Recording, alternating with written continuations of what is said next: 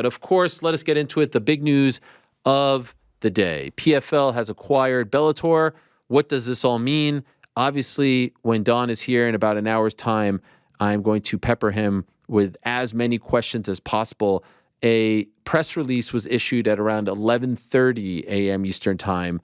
But actually, on Don Davis's LinkedIn, he provided, in my opinion, more details than the press release. Let me read to all of you what he wrote. Professional Fighters League forms global powerhouse in MMA. PFL acquires Bellator MMA, an industry transformative deal. PFL poised to become MMA co-leader. The MMA industry changed for the better today. Better for fans, better for fighters, better for commercial partners. PFL has acquired an incredible number of top fighters through the Bellator acquisition, and our combined fighter roster is now equal in stature to UFC. PFL and UFC both showcase rosters that are 30% comprised of fighters who are top 25 world ranked in their weight classes per Fight Metrics rankings. The Bellator brand, this is important, will continue, and it becomes the one-off event product from PFL. He continues, PFL will launch a reimagined Bellator product in 2024, the, quote, Bellator International Champion Series, end quote. The Bellator International Champion Series will consist of 8 major fight events each year, hosted in great cities across the globe. And each Bellator event will feature 2 compelling co-main fights competing for championship belts. PFL platform now has 5 live fight franchises with 30 premium events, year-round product to serve fans and media partners. The PFL League season, that's what's culminating this Friday in DC. The PFL PPV Super Fights, which we're told is going to kick off in 2024. That's what Francis Ngannou and Jake Paul are a part of. The PFL Challenger Series, the PFL International Leagues, so that would be PFL Europe, and as we were told recently, PFL Middle East, Africa, etc. And then Bellator, amazingly. PFL is a fan-focused organization will stage a landmark mega event in 2024, PFL champions versus Bellator champions. That's perhaps most interesting.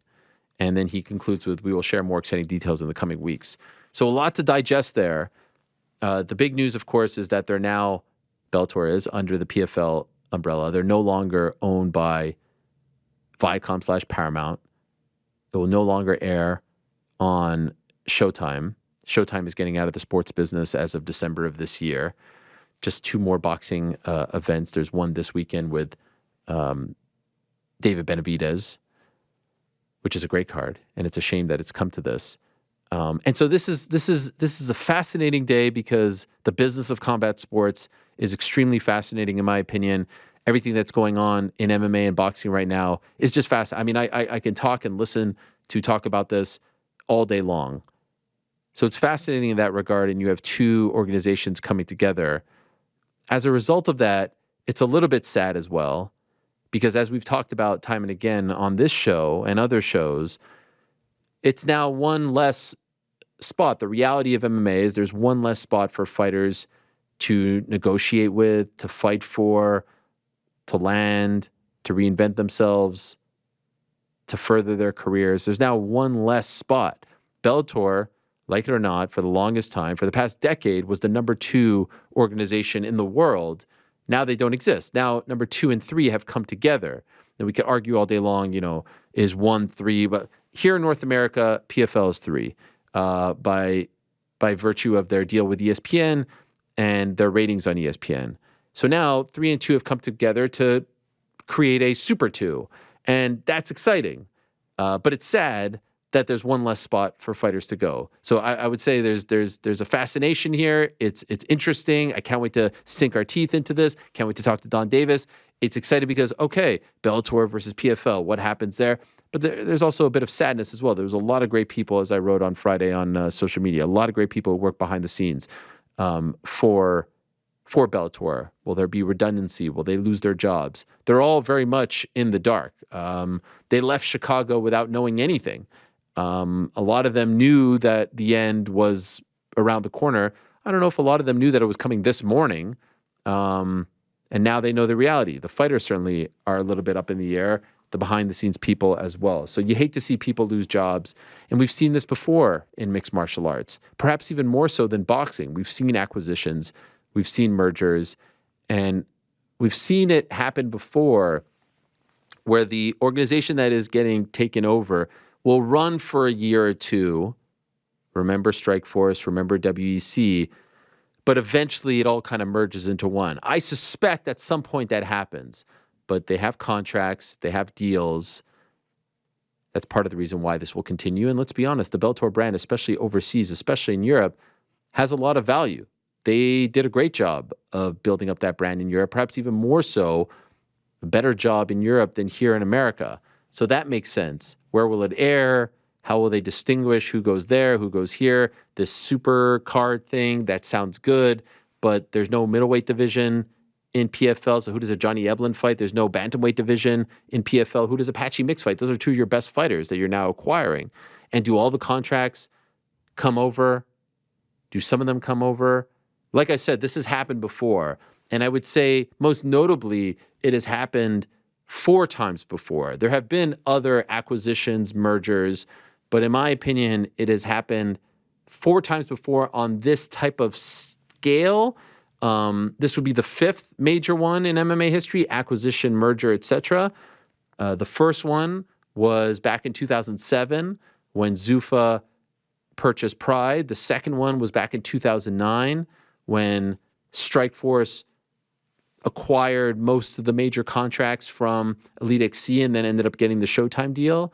2010, the UFC and WEC merged. They had purchased WEC prior to that, but ran it as a separate organization for several years on Versus and had the lower weight classes there, 135, 145 most notably. And then, of course, 2011, UFC purchased, or Zuffa purchased Strikeforce, ran it for several months, and then eventually it was merged together in 2012 when Strikeforce fizzled out and it all became the UFC. What's that you say? You're new to the world of mixed martial arts? You don't remember all these moments? We've put together a fun little trip down memory lane for all of you to remember and acknowledge that this has happened before, and perhaps there are lessons from when it happened before. Here are the 4 most notable mergers / acquisitions in MMA history, the ones that I just mentioned. And now today with PFL buying Bellator, we've got number 5. Take a look at this. The only 2 companies in this world that matter are the UFC and Pride. So finally, after 7 years, we're going to be able to answer all the questions we've been waiting to answer. All the challenges we've been waiting to make happen are now going to happen. We get to see the great fights like Fedor versus Randy Couture. Never happened. And make no mistake about it, I don't care that Lorenzo bought the UFC. The Pride. Damn it. The UFC is coming here to kick your ass. Today is a great day for mixed martial arts. Today is a great day for the MMA industry, and today is a great day for Strikeforce. Frank the Legend Shamrock and super talented Gracie Jiu-Jitsu black belt and slugger Nick Diaz. Just wanted to include this because I love the middle finger here from Nick. This was great. April 2009. I covered it for JaredPark.com. I mean, look at that. I mean, what's more iconic than that? Nick in the hoodie, flipping off Old Man Shamrock. Is WEC merging with the UFC? Yes. Now, people have obviously been bugging you about this for quite some time. Boston Why Hotel. now? The timing was right. The reality is, we purchased the WEC. We started these, getting these lighter weight guys exposure on television, sending them around the country in arenas. Now, as the UFC continues to grow globally and we're doing more and more fights, now it makes sense to bring in those lighter weight classes. I think you have a very big announcement to make. UFC has purchased Strikeforce. Is that true? That is true. Why did you actually make this deal? Why did you go out and purchase Strikeforce? As we continue to grow and expand into all these other countries, one of the things that I keep telling you every time we talk is we need more fights. We need more fights. And let's face the facts. Strikeforce is a brand that fans have come to like. So there you have it, a fun trip down memory lane. Those were the 4 most notable acquisitions, mergers in MMA history. Now you have number 5, and of course there was Affliction back in the day. I remember it well. They only put on 2 events. They fizzled out prior to the third. Doesn't really feel quite the same. And there were smaller ones, Elite XC when they were launching. They gobbled up a lot of the sort of regional promotions, Hawaii, etc. But these were the seismic ones. And I don't even know if I put Bellator and PFL coming together as number 1. I actually certainly don't. I was trying to think of this earlier. I was trying to rank them in my mind. I think the one that meant the most in the moment and in the short term and in the long term was probably UFC's or Zuffa's purchase of Strikeforce, because Strikeforce was really growing rapidly. They were getting 1 million viewers on Showtime.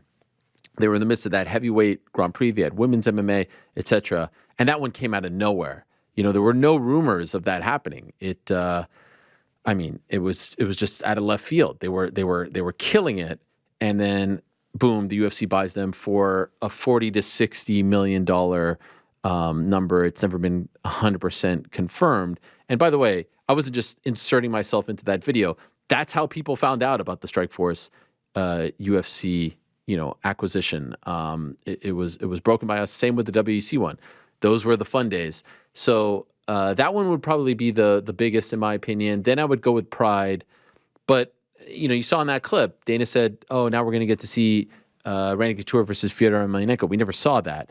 And a lot of the big name Pride guys didn't come over either ever or initially. It took some time for them to come over. There were some guys who came over like Mirko Krokop and Rampage Jackson, but some like Fyodor did not come over, or Kazushi Sakuraba, et cetera, et cetera. I would still put that as number 2 because for a while Pride was the big dog.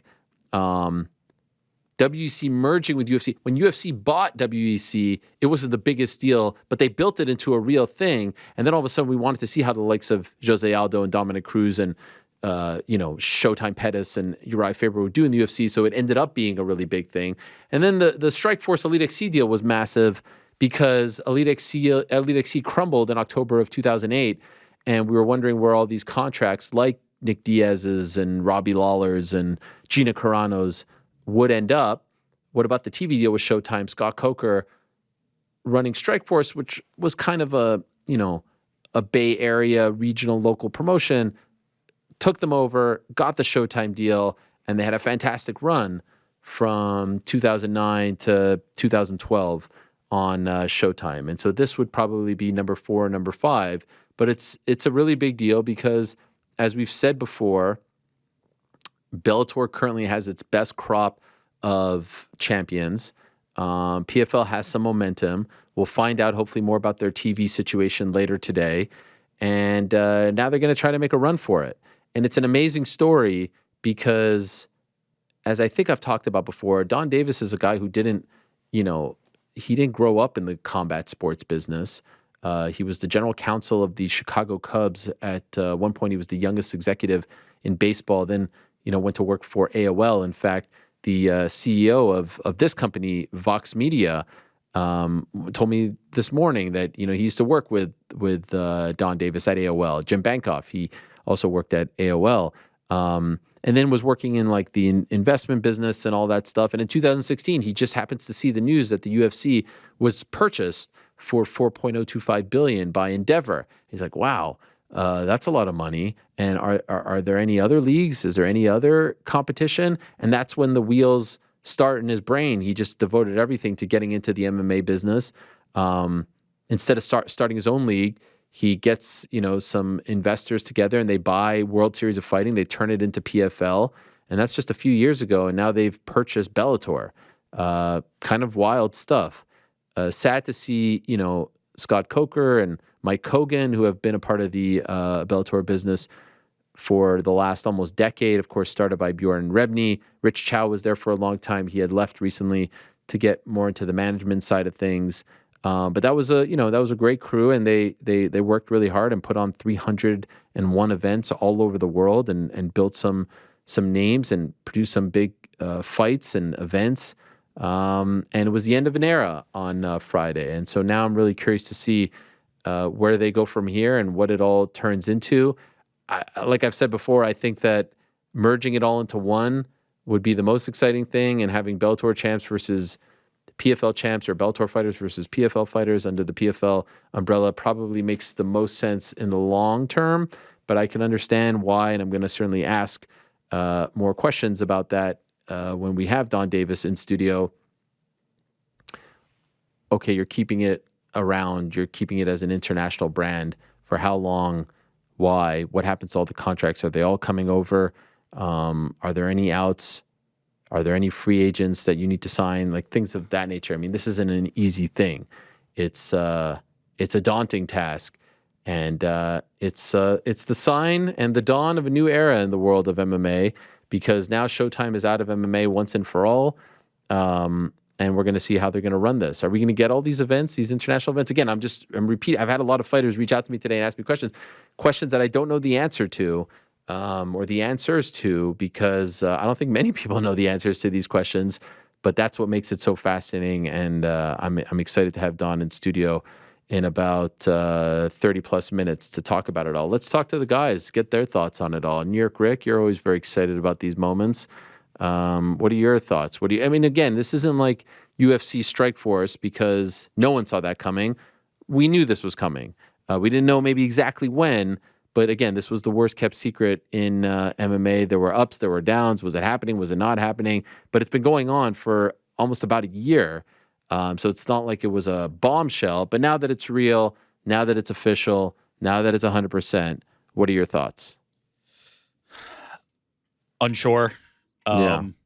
Because there's still so much, like, now it's official, but what does official mean? Like, Bellator is going to keep running. To what end? What is the purpose of it? Like, all the questions that you're going to ask Don are the things that I want to know. So I don't know how to feel about it just yet, other than to reflect on Bellator, right? Like, the first things that came to mind, because of the uncertainty around what's ahead, because of what PFL's plans are just to think about, like, what Bellator was able to provide in both the Bjorn Rebney era and now the Scott Coker era, as entertainment products. And, you know, there's warts, there's downs, but there's also ups, and there's things that they provided to the MMA space that are worth noting. And so, yeah, is it sad to see them go? I would say yes, from the perspective that, like, we know that it will not be the same anymore, but I don't know what's ahead for Bellator, right? It seems like I made a very strong, I took the strong position that I don't think there should be a separation between Bellator and PFL. They should join the assets and join the athletes and figure it out.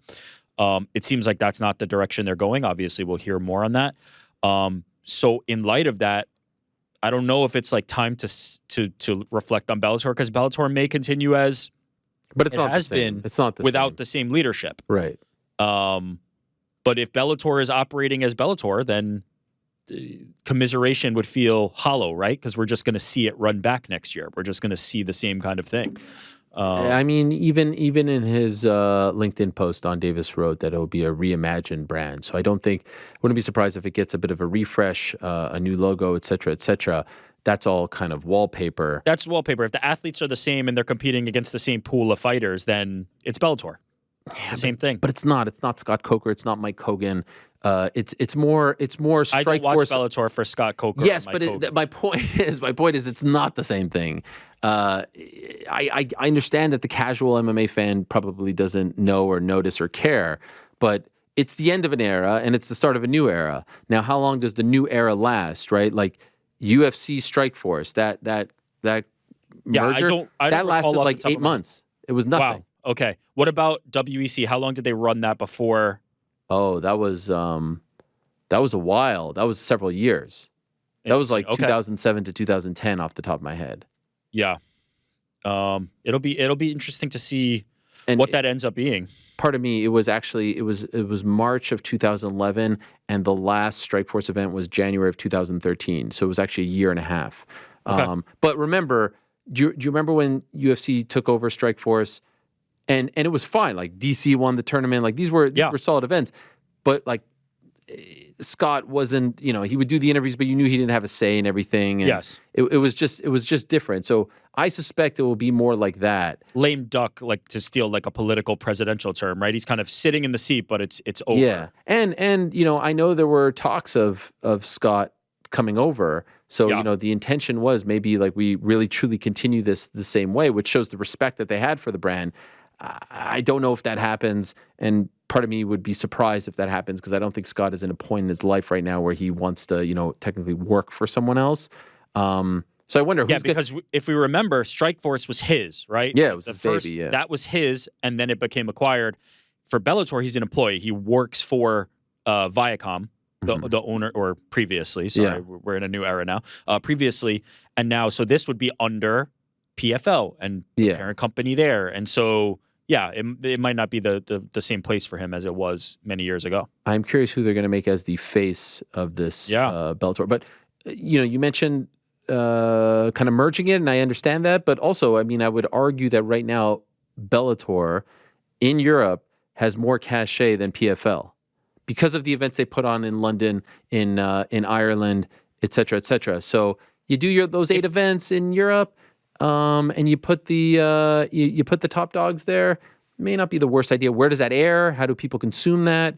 I don't know. But eventually, you're the PFL. I want my brand to supersede. Yes. Like, exactly. So I get what you're saying. If that's the case, look, we could argue this. The reality is it's probably not going to play out that way, and Don's going to come on and say we're going to run the Bellator product this certain way. He already listed out like 5 different properties that they're kind of running, but that presence is not based on Bellator's brand. That presence is based on the athletes that represent Bellator that are in those fights, in those territories, right? It's a local thing. It's saying we have the Irish fighters that you want to see, and we're bringing events to Dublin. If PFL takes those fighters, they created an event overnight around Cedric Doumbé with that lower presence that felt like the biggest event of the year internationally. Yeah. So it's the fighters. So if you take that roster, fold them into PFL, put on the better fights, I promise those arenas are going to fill up no matter what the branding on it says. So that's my take on it.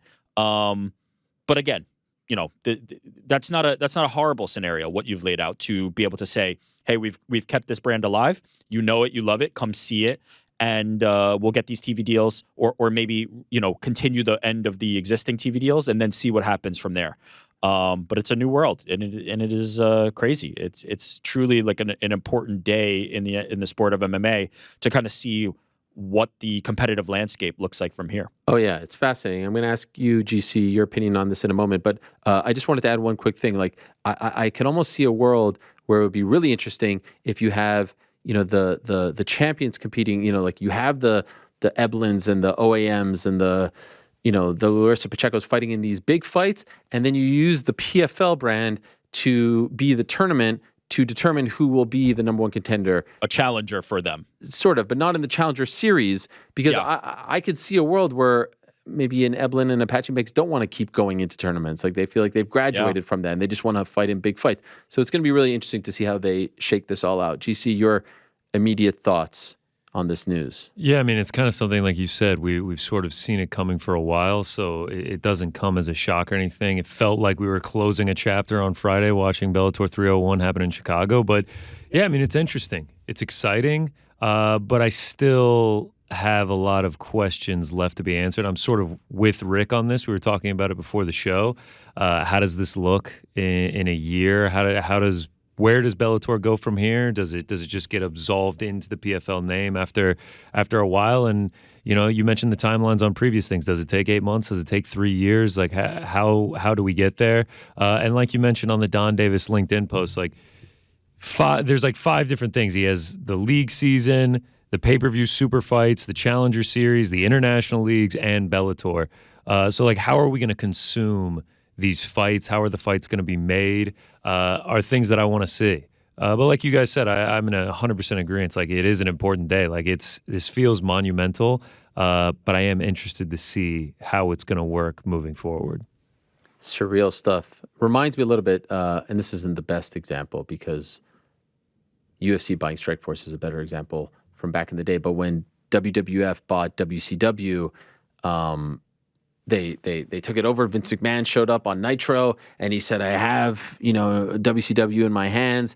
And then the invasion happened, and Sting didn't show up, and Ric Flair didn't show up, and Goldberg didn't show up, and all the big dogs didn't show up. Rey Mysterio, they all came later. but it was, lower level guys. It was Mike Awesome, may he rest in peace. It was Lance Storm. It was people like that. And so I'm really curious to see, are all these individuals going to come over? Is it going to feel big? Is it going to feel fun? Is it going to feel fresh? Is it going to feel new? Or is it going to feel like, when Nitro or WCW and WWF came together? What's so fun about this, like in MMA, we don't get any cross promotion. In boxing, we get it all the time. And I'm not even talking about what happened last week with, Frank Warren and Eddie Hearn, but you'll get events here where it's like, an Eddie Hearn fighter is fighting a PBC fighter. They don't love doing it. Many of the top boxing fights are not from the same promotion. Are promotions working with each other to put on the event? 1,000%. There are some that just refuse, like Ellerby and Hearn don't love, but like push comes to shove. Just look how quickly last week happened. MMA, it never happens. Top 3 or 4 will never touch each other. They just don't. One isn't co-promoting with PFL. PFL isn't co-promoting with UFC, et cetera, et cetera. The only exception we should note is Bellator and Ryzen have done that before and have worked with each other in a very friendly capacity. 100%. That's a great call. But I'm talking about like on the big stage. Ryzen is especially not here in this level. in North America. Yeah. So there's something fun that can happen now. That's why I was pushing for, all right, next year, the welterweight regular season is 5 Bellator fighters and 5 PFL fighters, because now you can get like some bragging rights. Crazy matchups too. Yeah. So that's fresh. That's fun. It's co-promotion without actually a risk, right? Because now they own exactly the both properties and the fighter contracts, and so therefore they benefit. Whoever wins these matchups, they are in the beneficial position. So it eliminates the inherent risk and the reason why these promotions are not doing this. I mean, there's more to it than just like my fighter from my promotion may lose. There's obviously actual like contractual ramifications and things that can happen where now the UFC can't kind of say that we are not able to. Anyway, there's a lot more to it, but the one of the main reasons is the risk. If you go over there and your fighters get washed out, now all of a sudden you're at a weakened position. In this scenario, the Bellator brand winning these fights would be great. They're benefiting from that because now those fighters are either going to exist in this brand that they're selling on television, or they're going to come into the promotion at some later point, and now they have these stars.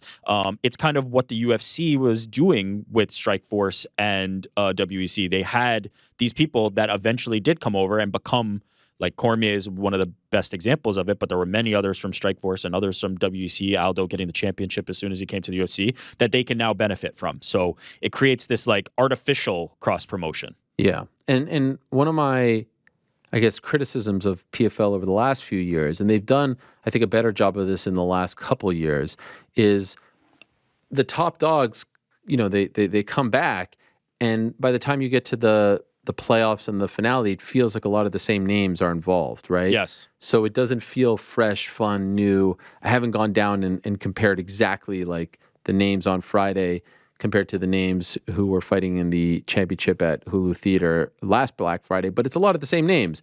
Here you have this influx of top dogs that can really freshen things up for 2024 and beyond. And that's the biggest thing. Like you need fresh talent. Given this format and system, you could be stuck, and I say stuck, but like they had this situation with Lance Palmer where he would just like would keep coming back, and eventually they're like, okay, it's not fresh, it's not fun anymore. Now you just got, X amount of contracts, X amount of big names. If they can implement those names and incorporate them into the season next year, I think that would be very fun.